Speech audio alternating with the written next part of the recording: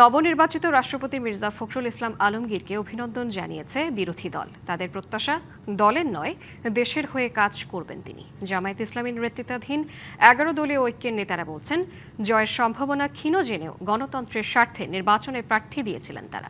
আমাদের যে ফ্যাসিবাদী স্বৈরতান্ত্রিক যেই ব্যবস্থা, যে সাংবিধানিক ব্যবস্থা ছিল, সেটার ধারাবাহিকতা হিসেবে কিন্তু বর্তমান রাষ্ট্রপতি নির্বাচিত হচ্ছে, নতুন কিছু না। কিন্তু এই সরকার আসলে মুখে জুলাই সনদ, গণভোট বা সংস্কারের কথা বললেও আদতে তারা পুরনো স্বৈরতান্ত্রিক সাংবিধানিক ধারাবাহিকতায় বজায় রাখতেছে। রাষ্ট্রপতি এবং প্রধানমন্ত্রী যে ক্ষমতার ভারসাম্য, সেই ধরনের ভারসাম্যর দিকে আমরা এগোতে পারতাম, কিন্তু সেটা তো আমরা আর এগোতে পারছি না। ওনাকে অভিনন্দন জানাই, যেহেতু নির্বাচিত প্রেসিডেন্ট সকলের প্রেসিডেন্ট। উনি এই প্রেসিডেন্টের শপথ গ্রহণ করার পর থেকেই একজন নিরপেক্ষ ব্যক্তিতে রূপান্তরিত হবেন। উনি কোনো দলের পক্ষে কাজ করবেন না, উনি দেশের পক্ষে, জনগণের পক্ষে এবং গণতন্ত্রের পক্ষে অত্যন্ত বলিষ্ঠ ভূমিকা পালন করবেন। এটা জনগণের প্রত্যাশা প্রেসিডেন্টের কাছে, এবং এটা আমাদেরও প্রত্যাশা।